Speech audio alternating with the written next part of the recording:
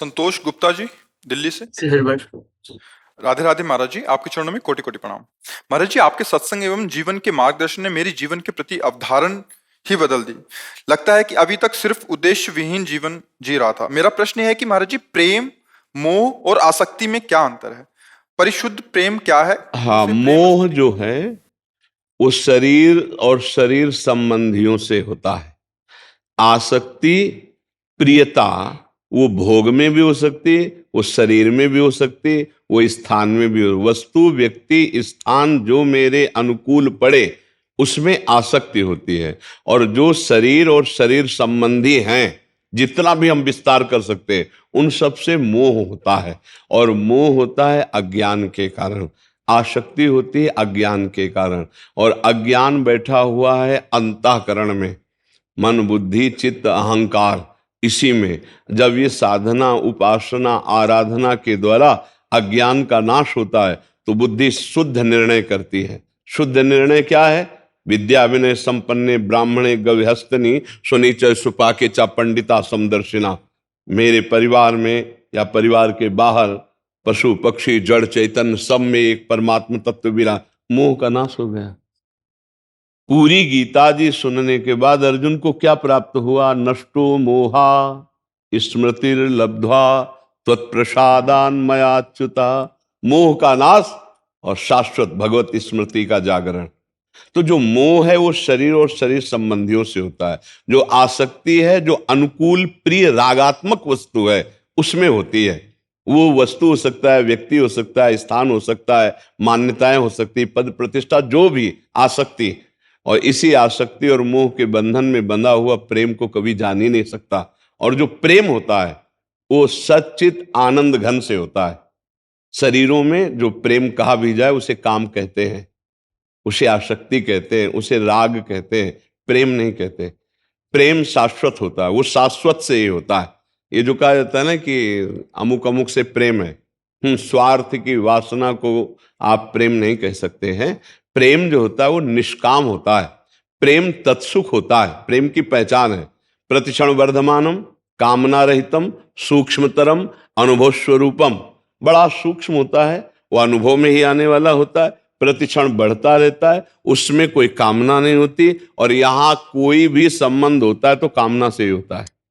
सामने वाले के गुण, सामने वाले का धन, सामने वाले का रूप, सामने वाले के प्रति सुख भोगने की भावना, इसी से संबंध होता है। आप देख लीजिए। और जहां ये संबंध होता है उसे काम कहते हैं, उसे राग कहते हैं, उसे आसक्ति कहते हैं, ना कि उसे प्रेम कहते हैं। आज जो संसार में प्रेम कहा जाता है वो शुद्ध काम है, शुद्ध कामना से ही संबंध हो रहा है।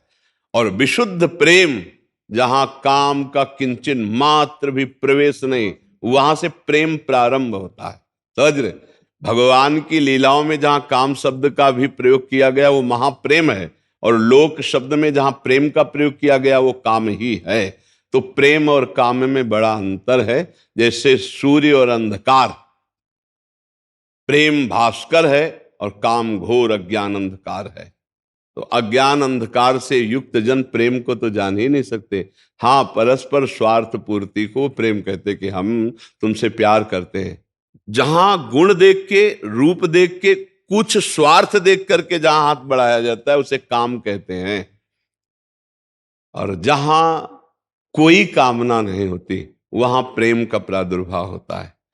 वो होता है श्री भगवान से, दूसरी जगह नहीं होता है। प्रेम दूसरी जगह हो ही नहीं सकता, वो केवल प्रभु से होता है।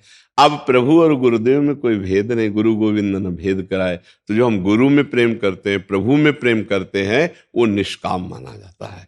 पर गुरुदेव में प्रेम होना लाखों में किसी एक के अंदर होगा। प्रेम का प्रदर्शन करना अलग बात होता है, प्रेम होना। अब उसकी पहचान, मेरे गुरुदेव ने कहा ये नहीं करना है।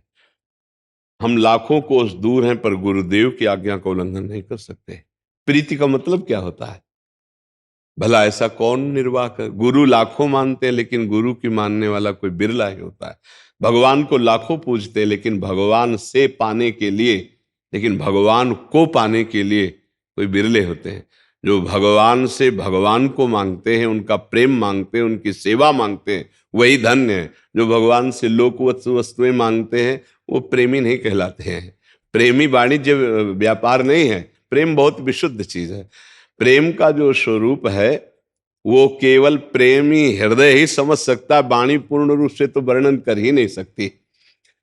प्रेम जब जागृत होगा तो अपने प्रीतम से एक सेकंड के लिए भी वो बिलग नहीं रह सकता, क्योंकि प्रेमी का जीवन ही प्रीतम है। तो हमारे प्रभु का भी स्वभाव ये था, माम प्रपद्यन्ते तास्तते भजाम्यहम्। आप प्रेम करो और वो आपसे दूर रहे, ऐसा नहीं हो सकता। क्या करते हैं? वो समा जाते हैं मन में, बुद्धि में, चित्त में, अहम में।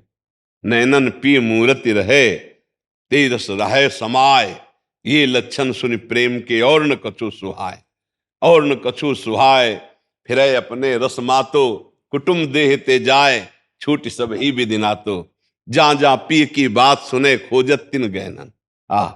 हमारे कृष्ण की कोई चर्चा सुना दे, मेरी प्रियाजू की कोई बात कर दे, कोई बात सुना दे। बावरो सो रस में फिरे, खोजत नेह की बात। कोई प्रेम की चर्चा सुना दे, हृदय विकल रहता है। वो एक अलग चीज है। मोह, आसक्ति, राग, काम, ये अलग चीज है। आजकल हम इसी को प्यार कहते हैं। मोह को, राग को, काम को, आसक्ति को प्रेम शब्द में कह, ये नहीं। प्रेम शब्द सच्चिदानंद से होता है। सच्चिदानंद के सिवा प्रेम शब्द कहीं सार्थक ही नहीं है। और आप अनजाने में सच्चिदानंद से ही प्यार कर रहे हैं। जैसे पत्नी, तो जब सच्चिदानंद अंतर ध्यान हो गया, अब रखो 1 रात, 2 रात, 10 रात रख के दिखाओ। नहीं को पैसा दे के आग लगवा दोगे तो प्यार किसको कर रहे थे? बोले जो था वो तो निकल गया। तो जानते थे कौन था?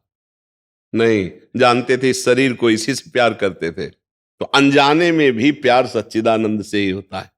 पर जान करके करते तो मुक्त हो जाते। अनजाने में तुमने शरीर को माना प्यार, तो इसीलिए फिर रोना पड़ता है, वियोग सहना पड़ता है, वो मोह राग काम के कारण। प्रेम एक विशुद्ध वस्तु है और वो निर्मल हृदय में प्रकाशित होती है। एक बार प्रकाशित होता तो सदैव बढ़ता रहता है। अचाह स्थिति में प्रेम का जागरण होता है। जा ही न चाहिए कबहू कछो, तब तुम सन सहज सने। सहज प्रेम का प्रादुर्भाव कब होता है?